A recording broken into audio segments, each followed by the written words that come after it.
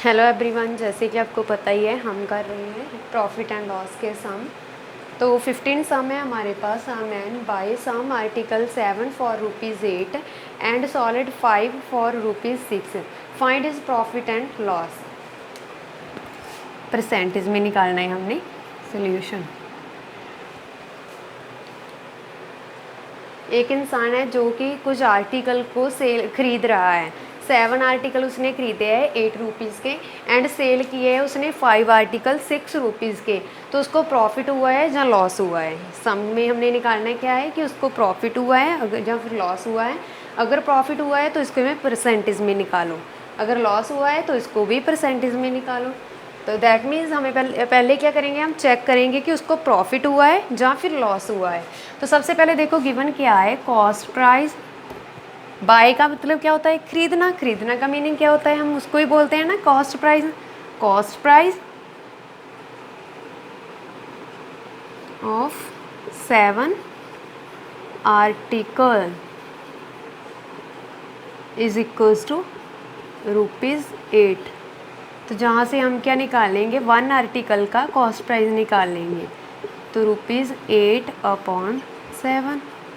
तो जे क्या बन जाएगा मेरे पास, ₹1.14। ओके। तो अब देखो selling price. Selling price of 5 article is equals to ₹6। Selling price of 1 article is equals to ₹6/5। तो ये मेरे पास क्या बन जाएगा, 1/20। ओके।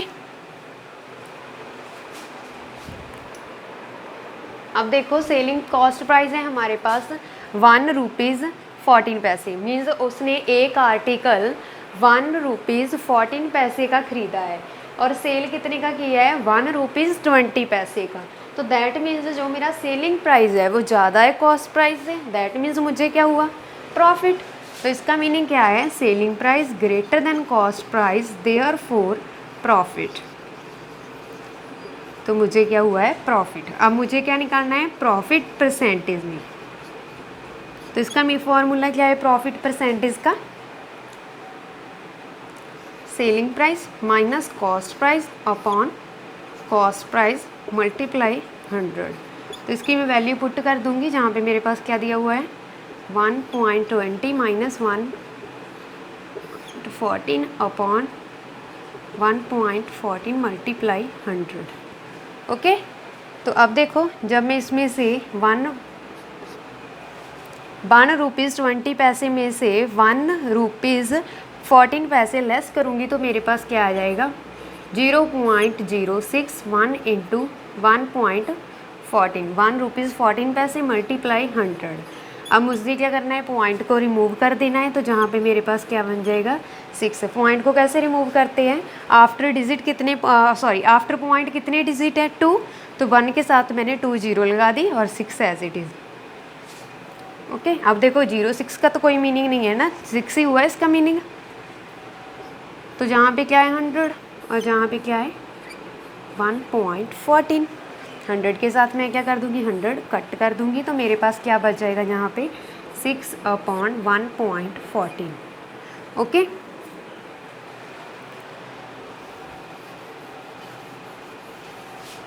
अब देखो जहाँ से मैंने पॉइंट को रिमूव किया तो मेरे पास क्या बन जाएगा, दिस। सबसे पहले मैं इसको 2 के टेबल पे कट कर लेती हूँ, जहाँ पे क्या आ जाएगा 3, जहाँ पे क्या आ जाएगा 5 7। अब देखो 3 19 3 ज़ार 57। तो अब 100/19 जब हम इसको डिवाइड करेंगे तो हमारे पास क्या आ जाएगा, 26%। 5.26% का उसे क्या हुआ है, प्रॉफिट हुआ है। ओके।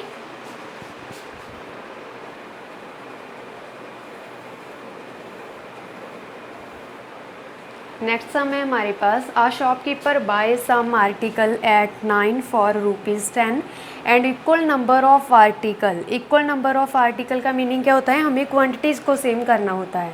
11 आर्टिकल उसने खरीदे हैं ₹10 के and sells all of them at 1। और उसने बोला है कि जब वो सेल करता है 1 आर्टिकल को तो ₹1 में ही करता है। तो what is net profit and loss, उसको क्या हुआ प्रॉफिट एंड लॉस। अगर प्रॉफिट हुआ है तो उसको परसेंटेज में निकालना है, अगर लॉस हुआ है तो उसको परसेंटेज। सबसे पहले हम चेक करेंगे कि उससे प्रॉफिट हुआ है या फिर लॉस हुआ है। तो देखो हमें गिवन क्या दिया हुआ है, cost price of 9 article is equals to ₹10।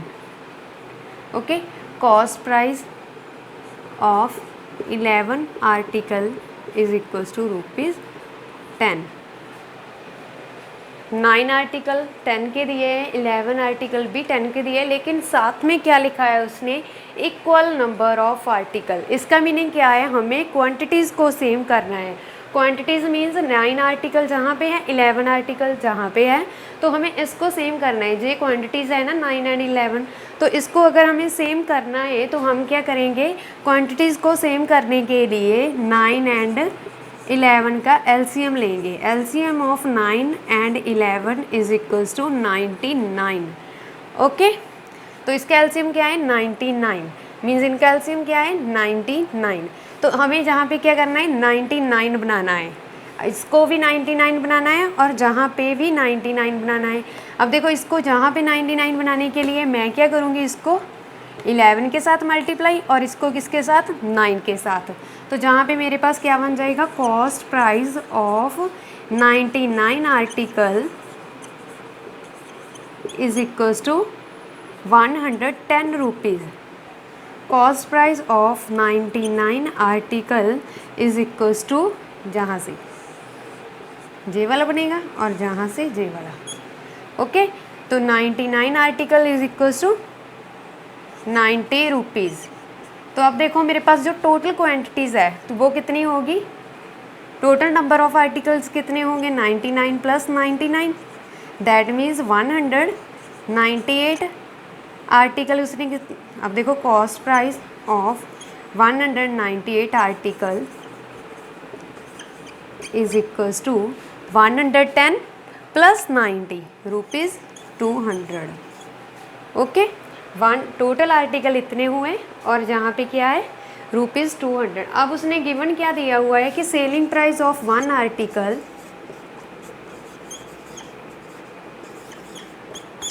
Is equals to 1 rupees. Selling price of 1 article is equals to ₹1, जे हमें गिवन दिया हुआ है। अब देखो अगर उसके पास टोटल आर्टिकल उसने खरीदे हैं 198, तो सेल भी 190 को ही करेगा ना। तो इसीलिए हम क्या करेंगे, यहाँ पे लिखते हैं अब cost price of 198 article is equals to ₹200। Selling price of 1 article is equals to ₹1, जहाँ पे हमें गिवन दिया हुआ है। तो अगर उसने 198 को ख़रीदा है, बाय किया है, तो सेल भी 198 को ही करेगा। तो जहाँ से हमारे पास क्या आ जाएगा, selling price of 198 article is equals to ₹189।